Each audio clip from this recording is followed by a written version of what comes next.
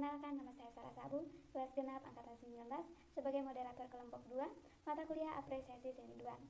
Dengan judul Konsep Seni Pertunjukan, Jenis-jenis Seni Pertunjukan, Periodisasi Seni Pertunjukan Indonesia dan Dunia, termaksud karya-karya populer. Untuk itu, kami akan mempresentasikan hasil diskusi kami. Terlebih dahulu, saya akan memperkenalkan nama anggota saya. Yang pertama, Cici Vanessa Arusu. Yang kedua, Nur Jania. Yang ketiga, Wanam. Yang keempat, Asrul Majid. Yang kelima, Waode Munan. Yang keenam, Erlianti. Yang ketujuh, Monika Sandi. Yang kedelapan, Jaswan. Yang kesembilan, Rica Ardila. Pembahasan 1. Pengertian seni pertunjukan. 2. Jenis-jenis seni pertunjukan. 3. Periodisasi sejarah kesenian Indonesia. 4. Karya-karya yang populer. 1. Pengertian seni pertunjukan. Seni pertunjukan adalah sebuah karya yang melibatkan kelompok ataupun individu di waktu dan tempat tertentu.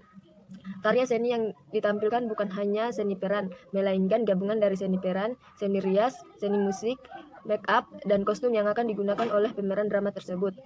Karya seni pertunjukan tidak hanya berdiri sendiri, maka dari itu, karya seni pertunjukan bisa juga disebut sebagai karya seni yang kompleks. Kinerja dari seni pertunjukan itu sendiri biasanya melibatkan 4 unsur, yaitu ruang, waktu, tubuh pemeran, hubungan penonton dan pemeran. Meskipun karya seni kinerja, bisa juga seni ini disebut sebagai seni yang mainstream, seperti seni sirkus, musik, dan teater. Macam-macam seni pertunjukan yaitu tari pendek, tari klasik dari Keraton Surakarta, tari angklung, tari sendra tari Ramayana, tari reog, tari berong Bali, tari wayang, tari seman, dan tari kecak. Unsur-unsur yang harus diperhatikan dalam seni pertunjukan. 1. Tema yaitu pokok dari pemikiran yang mendasari suatu kisah cerita. Tema bisa diperkecil menjadi topik, kemudian topik bisa dikembangkan menjadi kisah dengan seni pertunjukan dengan dialognya tersebut. Plot yaitu jalan cerita suatu kisah. Plot memiliki perkembangan konflik yang bertahap. Adapun rangkaian plot yaitu eksposisi, konflik, kumas, dan penyelesaian. Penokohan di dalam penokohan mencangkup berbagai hal diantaranya yaitu aspek psikologis dan aspek sosiologis. Tentang konsep pertunjukan seni, di mana konsep seni pertunjukan meliputi 1. Seni rupa. Seni rupa terbagi menjadi seni film, seni lukis, seni patung, dan seni bangunan. 2. Seni suara meliputi seni instrumental, seni vokal, seni bahasa, atau seni prosa dan puisi. 3. Seni drama adalah gabungan antara seni suara dan seni rupa atau seni film. Di sini saya juga akan membahas tentang unsur-unsur yang harus diperhatikan dalam seni pertunjukan, di mana yang harus diperhatikan yaitu 1. Dialog. Dialog merupakan suatu percakapan antara tokoh satu dengan tokoh lain, di mana percakapan atau interaksi ini harus sesuai dengan karakter yang dimiliki oleh tokoh. Misalnya tokoh satu memiliki karakter yang lemah lembut, begitupun juga berdialog harus menggunakan karakter yang lemah lembut. Di sini dialog menyampaikan pesan yang tersirat di dalam sebuah cerita tersebut. 2. Bahasa merupakan bahan awal dalam sebuah skenario ketika dibuat dan dibentuk kalimat. Kalimat di sini harus bersifat efektif dan komunikatif. 3. Pesan di sini dibuatkan oleh penulis dan diperankan oleh pemeran yang di panggung. Pesan dapat dimodifikasi agar bisa diterima dan agar tidak bosan dan dapat diterima, misalnya disela-selakan dengan lelucon atau pendidikan dan sebagainya. 4. Latar yaitu tempat terjadinya cerita tersebut di panggung. Latar terbagi menjadi 2 tata, yaitu tata waktu dan tata panggung. Jenis-jenis seni yang pertama yaitu wayang.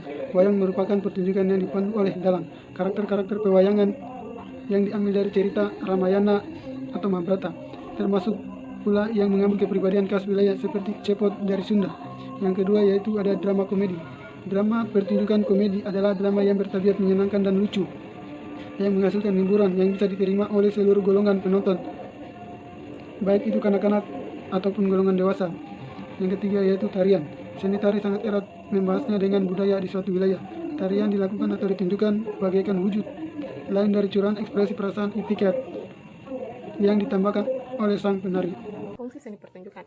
Seni pertunjukan memiliki beberapa fungsi. Yang pertama, fungsi kesehatan. Seni pertunjukan berfungsi untuk kesehatan. Contohnya, penyakit psikologis dan semacamnya. Pasien yang menderita penyakit ini akan disuguhkan dengan terapi musik sesuai dengan apa yang dialaminya. Yang kedua, fungsi hiburan. Yang kedua yaitu fungsi hiburan. Tentu saja, fungsi seni pertunjukan yaitu salah satunya untuk hiburan semata. Ketika seseorang jenuh dengan kegiatan dan pekerjaan sehari-harinya. Yang ketiga yaitu fungsi ekonomi. Dikatakan fungsi ekonomi yaitu karena ketika seni pertunjukan mendatangkan keuntungan, biasanya seni-seni yang diundang ke Seni yang diundang ke masyarakat luas dan telah memenuhi syarat sehingga pertunjukan tersebut bernilai dan dihargai dengan sejumlah uang. Yang keempat, fungsi estetika. Fungsi estetika ini biasanya untuk media ekspresi seniman dalam menunjukkan karyanya. Misalnya seni tari, seni musik, seni teater, seni drama, dan sebagainya. Yang kelima yaitu fungsi pendidikan. Ya, tentu saja fungsi pendidikan ini ada di dalam seni pertunjukan. Misalnya seni musik angklung. Ketika seseorang memainkan secara tidak langsung, orang tersebut telah melakukan nilai sosial, pembelajaran, edukasi, dan kerjasama. Yang keenam yaitu fungsi sosial. Seni pertunjukan sangat-sangat di dalam fungsi sosial karena di dalamnya mengandung pesan-pesan moral. Contohnya seni wayang yang di dalamnya tersirat pesan pendidikan, moral, agama, dan sebagainya. Ketujuh yaitu fungsi religius. Fungsi religius sendiri tumbuh karena awal mula seni pertunjukan yaitu untuk media ritual. Dikatakan sebagai media ritual karena menggunakan gerak tertentu, suara, dan tindakan untuk upacara dan hari kebesaran suatu agama tertentu yang masih menggunakannya, maka bisa dikatakan sebagai fungsi religius. 4. Musik. Pertunjukan musik senior bisa kita nikmati di mana saja setiap hari di televisi. Pertunjukan musik ada bermacam tipe, yaitu pertunjukan musik dangdut, pop, jazz, keroncong, dan lain-lain. 5. Opera. Opera merupakan salah satu drama yang langsung dipentaskan di atas panggung yang menggambarkan sifat-sifat manusia dengan wujud gerakan yang jadi suatu cerita yang mendampingi penggambaran sifat-sifat tersebut. 6. Sulap. Sulap sendiri merupakan sesuatu pertunjukan senior yang disajikan dari kumpulan berbagai seni yang disediakan. Sulap umumnya menggabungkan musik, kostum, seni rupa, dikeluarkan mencampurkan berbagai disiplin ilmu, semacam matematika, hayati, ilmu kimia, psikologi, dan lain-lain. 7. Teater. Teater sendiri berasal dari bahasa Inggris. Kata teater disetujui bagaikan tempat pertunjukan gedung bagi para penonton teater yang dipertanyakan di atas pentas buat disantap oleh penikmatnya atau pemirsa. Biasanya dibuat oleh komunitas melalui klub kesenian yang khusus berorientasi pada kedudukan senior. Periodisasi sejarah kesenian Indonesia. Periodisasi sejarah kesenian Indonesia. Periodisasi sejarah kesenian Indonesia dalam perkembangan periodisasinya telah mengalami berbagai kemajuan seiring dengan kompleksnya kebudayaan itu sendiri yang cenderung melesak tajam. Pada dasarnya, kesenian Indonesia mempunyai 5 tahap periodisasi kronologis yang juga mewakili tahapan kesenian lainnya yang tidak termaktub dalamnya. Sedangkan periodisasi itu adalah masa prasejarah, masa datangnya India, masa Islam, masa datangnya bangsa Barat, dan masa kemerdekaan. Karya-karya yang populer. Karya populer. 1. The Starry Night oleh Vincent van Gogh. Lukisan ini pertama kali dilukis pada tahun 1889. Lukisan ini menggambarkan tentang pemandangan malam yang indah dengan sentuhan warna yang apik. Mungkin lukisan ini adalah lukisan yang paling indah sampai sekarang. Yang kedua, Girl with a Pearl Earring oleh Johannes Vermeer. Lukisan ini sering disebut sebagai Mona Lisa-nya Belanda. Lukisan ini dilukis pada tahun 1665 oleh Johannes Vermeer. Lukisan ini menggambarkan tentang sesosok wanita cantik yang mengenakan anting mutiara. 3. Guernica. Guernica oleh Pablo Picasso. Pablo Picasso terkenal dengan lukisan abstraknya, makanya ia disebut sebagai pelukis kubisme. Guernica dilukisnya pada tahun 1937 dan kini dipajang di Museum National Centre d'Art Reina Sofia, Prancis. Lukisan tersebut Picasso menggambarkan suatu keadaan pemboman di kota Guernica, Spanyol, bagaimana keadaan mencekam diabadikan Picasso dengan apik. Keempat, Mona Lisa oleh Leonardo da Vinci.